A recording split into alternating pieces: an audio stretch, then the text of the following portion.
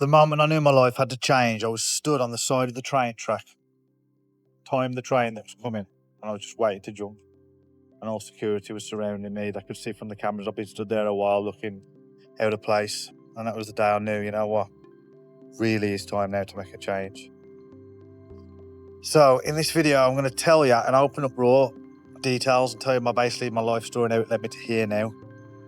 To bear with me because I might be forgetting a few things, but I've had a lot of new subscribers, people reaching out to me as well, asking me certain questions about my life, how I did it, why I'm over here. I have put a few bits out on other videos, but I'm going to tell you how dark it got here and the reality. So when I was young, I lived in a household with my mum, my dad, and my dad was an alcoholic. He was very abusive, not always violent, but every now and then, you know, I'd catch him with his hands around my mum's throat and smashing plates at the wall, coming back drunk, and I was terrified of him. We had no relationship, and that's all I wanted. Got a little older as a teenager and going out. My friend was scared to knock on the door because he'd be crazy, smashing the doors and banging the door and all this kind of stuff. And I'd be in my room terrified. My sister was similar, and then she ended up having, I don't know whether it was anything to do with that. I would not blame it on him. I've forgiven my dad for everything by now. But she had a stroke at the age of a teenager.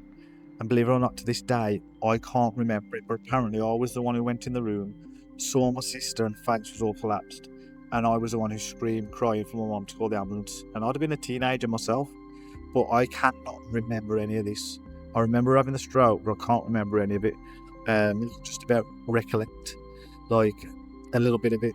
So for me, that must be trauma stuck in the back end.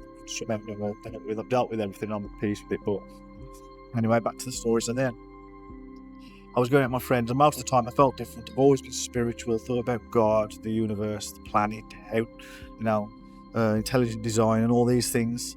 But obviously being a teenager, you get drifted back away into peer pressure, going out, playing. But I was still nervous, had no confidence, didn't have my first girlfriend until I was about 17. Anyway, I left school, I was 17 and I started going to the gym. I always wanted to box growing up, but my parents would never take me, whether it's financially or that was just, my mum was scared for me. My dad didn't give a shit.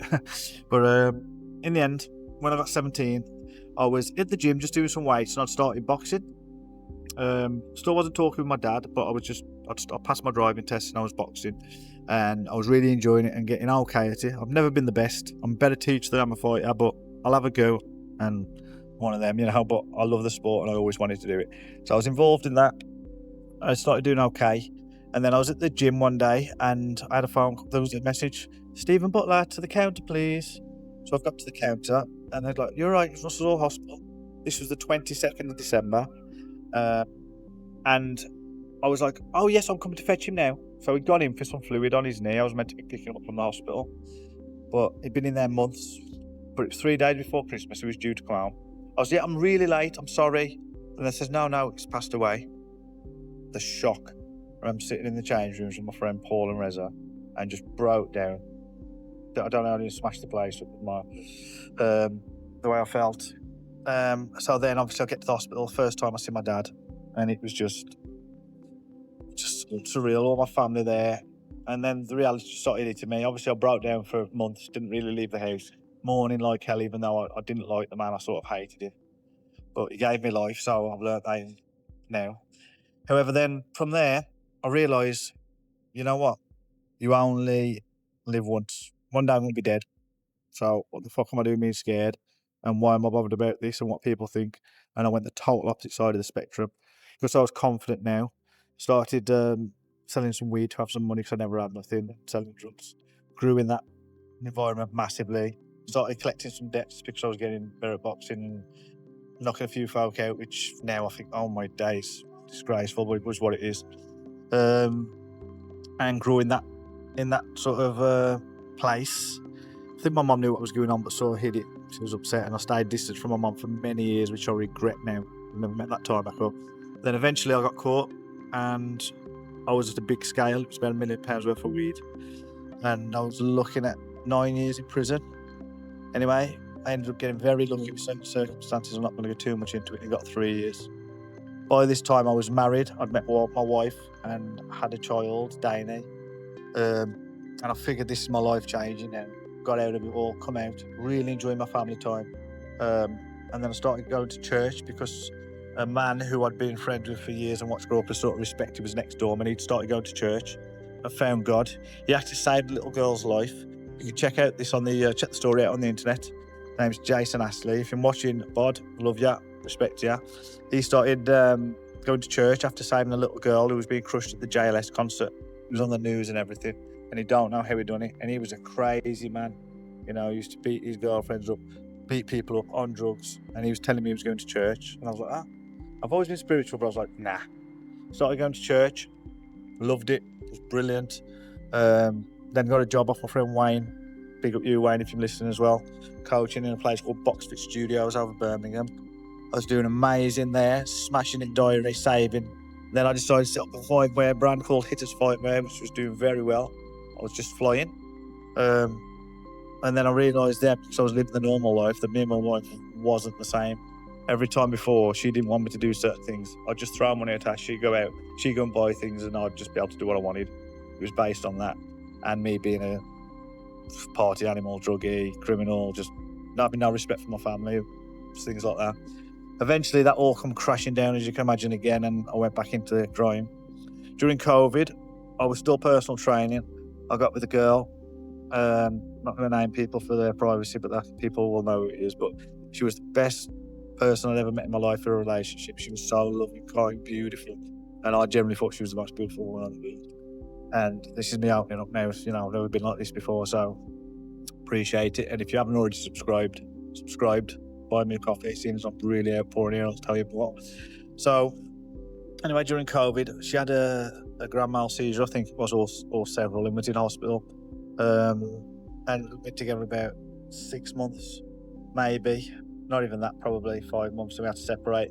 Anyway, eventually, my mental health was severe. I was earning no money, trying to see my children as well. By this time, I'd had another child, Faith, who I was best friends with. Anyway, all of that collapsed, and I went through another breakdown, suicidal again, and just thought there was no hope for me in life. Having my kids regular, and I started living for them. I retrained as an engineer for a well-known telecoms company, and I love the job. The people were great. Some you can't get on with everyone, but I've got nothing bad against anyone. And then my daughter was getting older. I was still drinking in my spare time and abusing myself and not feeling happy deep down in my job, my life, and had no direction. Eventually I got to that same point where I just told you about, where I was by the train track, and I thought, I can't do this anymore.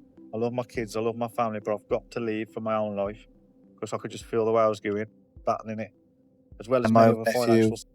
Reese, God bless his soul, he passed away.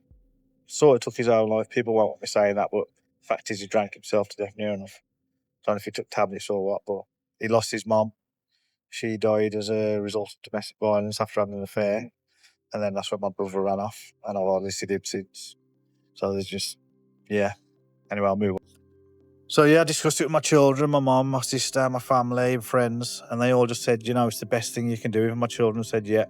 I stopped seeing them because my daughter had grown up, going out doing their own thing, and I wasn't the best to be around, I suppose. And I pushed them away eventually. We got a bond again now-ish. Me and my daughter are brilliant, my eldest. Love you, Danny. And then my youngest, we're growing that bond back again. But I was never a bad dad. Took him on holiday and things like that. I just had no patience, and I was always bipolar with my personality due to stresses, trauma, abuse, probably being the biggest factor. And now I'm here in Thailand, just on the outskirts of Bangkok. This is my pool.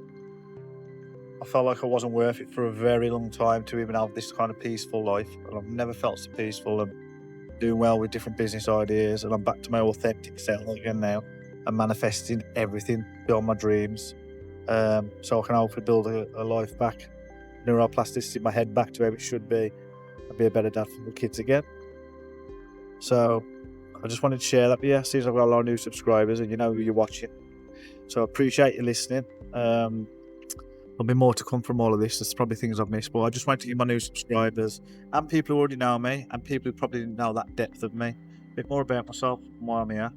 But yeah, once again, I appreciate all your support. Everyone who bought me a coffee last month to help keep me here. AJ, Paulie D, appreciate you guys as well. and anybody else. If I missed you off, it's only two, but appreciate anybody. And yeah, please subscribe, follow my journey, and get in touch with me if you're interested in doing something like this, or you've been through something similar. Maybe I can help you. Now I'm in a good place. Until just before I go, there'll be another video coming up if you're into your spirituality, things like that, and all the crazy things, God, the universe, and all the synchronicities on the way up to coming over here. That's for another video. So yeah, God bless you all, and peace.